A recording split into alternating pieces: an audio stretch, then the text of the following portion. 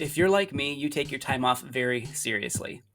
You know what you need to do to refresh and recharge to get back into the classroom ready for the next round. For my wife and I, that means travel. Whenever we can get out of town, we do. And of all the places we've ever been to, Ireland has to be one of our favorites. If you too would like to see the Emerald Isle, and I mean really see it, you have to go with someone from Ireland. That's why I recommend Celtic Seasons for your Irish adventure. You will fall in love with this country. The green of the landscape is amazing and so much more green than you could ever imagine. That will make sense once you get there, I promise. The people you meet will be welcoming and kind, and that's not for show, they're really just that nice. The views will literally take your breath away. This was especially true for me at the Cliffs of Moher.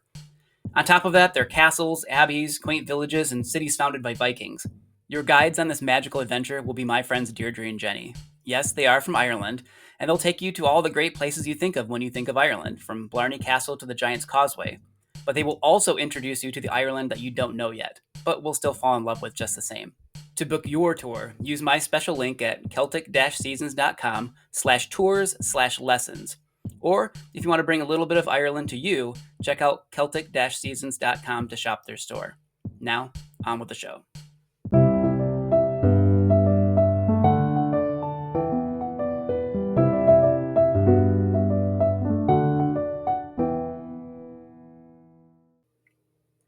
This is Lessons We Forgot, and I call this episode The Art of War.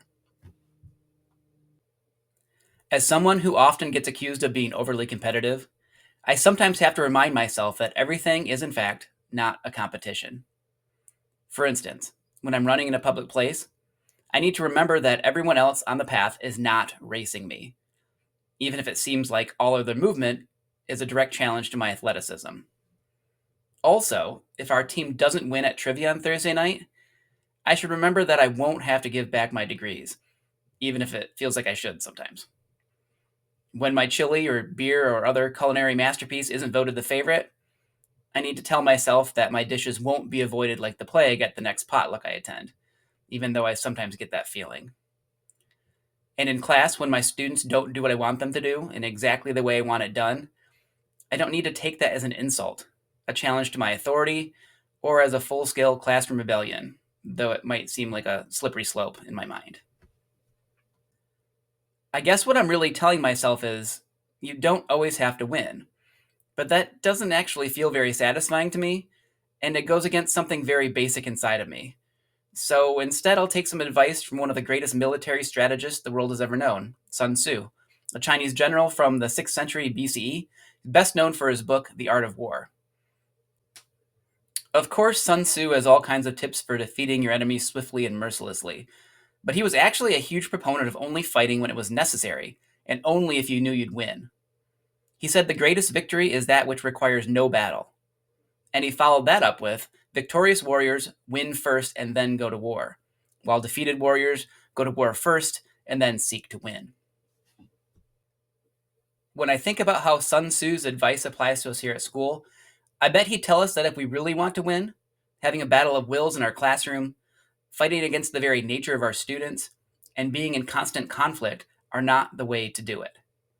I'm pretty sure he would instead suggest that we set up our classrooms to our advantage and in a way that limits conflict in the first place. I bet he'd also advise us to pick our battles strategically and to not try to win every single encounter. We don't have to beat our students by yelling louder, being more stubborn, or threatening them with massive consequences. In fact, I think the more satisfying victories come when we win our students over to our side, when we help them understand why they should do the things we ask, when our seating charts limit conflict before it begins, and when we design lessons that reflect the interests and abilities of our students. Winning doesn't always mean standing victoriously over a vanquished enemy, though that can be pretty cool too. The greatest victories are secured when we achieve our goals by turning our enemies into allies, and without even having to fight at all.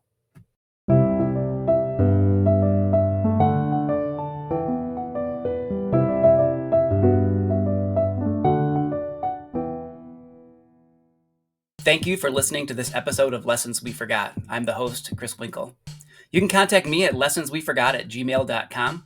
If you enjoyed this episode, please consider sharing it with a friend. If you want to hear more Lessons We Forgot, we post new episodes on Sunday nights. I would be very grateful if you liked and subscribe to the show. That way, new episodes will show up automatically in your feed. And if you really want to support the podcast, give me a rating and a review and tell everyone what you enjoy most about it.